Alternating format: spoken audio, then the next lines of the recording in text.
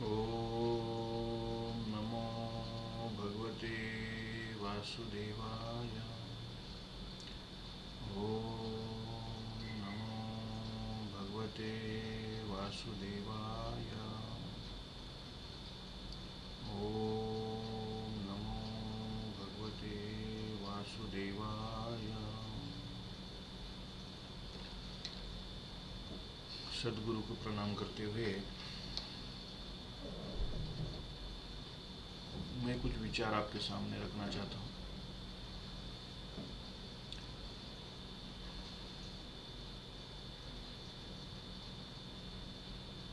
सामाजिक व्यवस्था क्या होनी चाहिए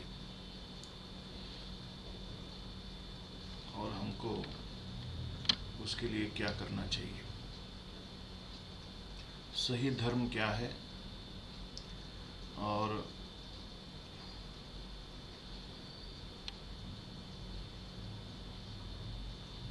सही सेवा क्या है, सही दान क्या है जो हमको करना चाहिए।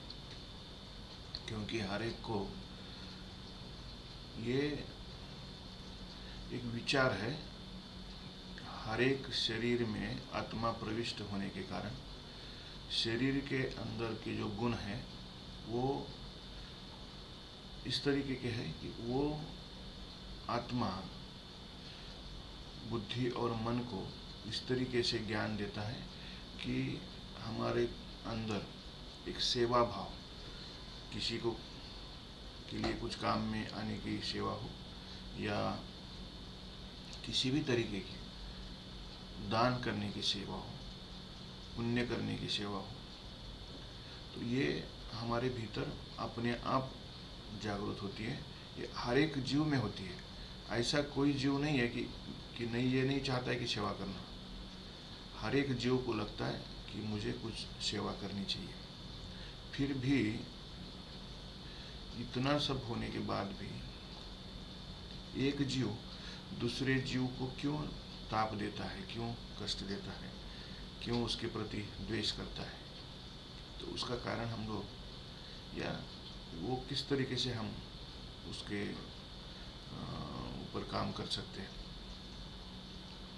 तो मैं यहाँ पे एक चीज़ बताना चाहता हूँ कि हम लोग रोज़ पूजा पाठ करते हैं अपने अपने धर्म के हिसाब से। हर कोई भी धर्म का हो, मुसलमान हो, हिंदू हो, सिख हो, ईसाई हो, अपने धर्म के अनुसार वो अपनी पूजा करता है।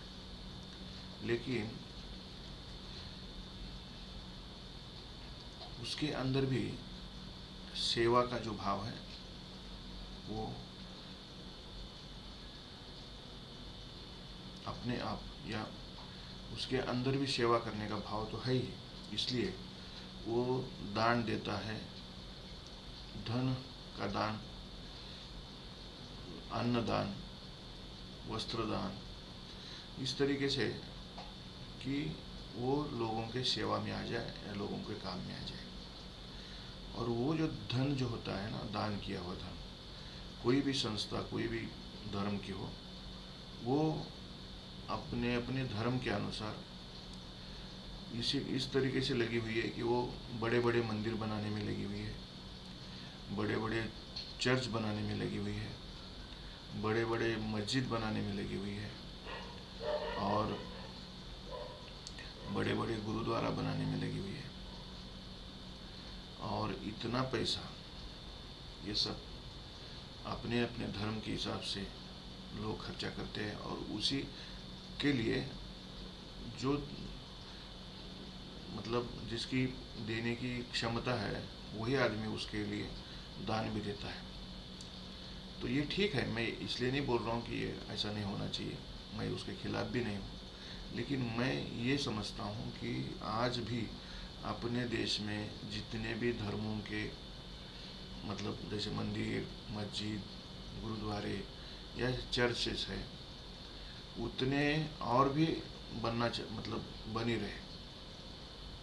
तो ये अगर इतने सारे जो इतना सारा जो धन है उसके लिए खर्चा हो रहा है, मतलब उसके लिए लगा जा रहा है, तो मैं ये चाहता हूँ कि अगर उसी पैसे से जो गरीब को घर नहीं है, अगर हम लोग ये कैलकुलेशन करें कि पूरे देश में कितने ये सब उसका वैल्यूएशन निकालेंगे, तो उसी पैसे से मुझे ऐसा लगता है कि कोई भी घर से वंचित नहीं होगा, हर एक को घर मिलेगा। इतना पैसा, मतलब इंडिया में अगर समझ लो, अगर हम लोग 125 करोड़ की आबादी जानते हैं, तो उसमें से मेरे हिसाब से मिनिमम भी पकड़ेंगे तो 25% लोगों के पास घर नहीं है, बिल्कुल घर नहीं उन लोगों के पास। उसमें से जो 70% बचे, उसमें से भी और 50% उन लोगों के पास भी पक्के घर नहीं है, मतलब ठीक तरीके से घर नहीं है। तो ये सब जो मतलब समाज की जो व्यवस्था है, उसको हम लोगों को अगर सही तरीके से अगर हम लोग सोचते हैं, तो ये लोगों को, अगर हम सबको एक तो कम से कम घर होना चाहिए कि उसका मतलब ये करने के हिसाब से। तो ये जो धन है, जो मंदिरों में और ये जो मस्जिदों में और ये जो गुरुद्वारे में और अपने अपने धर्म के हिसाब से जो ये पूजा प्रार्थना स्थल बनाने में जो खर्चा हो रहा है, वही पैसा अगर हम लोग यही काम में अगर लगा दें, तो मेरे हिसाब से कोई घर से वंचित नहीं होगा। ये सबसे पहले मैं आपको बताना चाहूँगा। और बेहतर यही होगा कि जैसे हम लोग बताते भी हैं कि जन सेवा ही ईश्वर की सेवा है।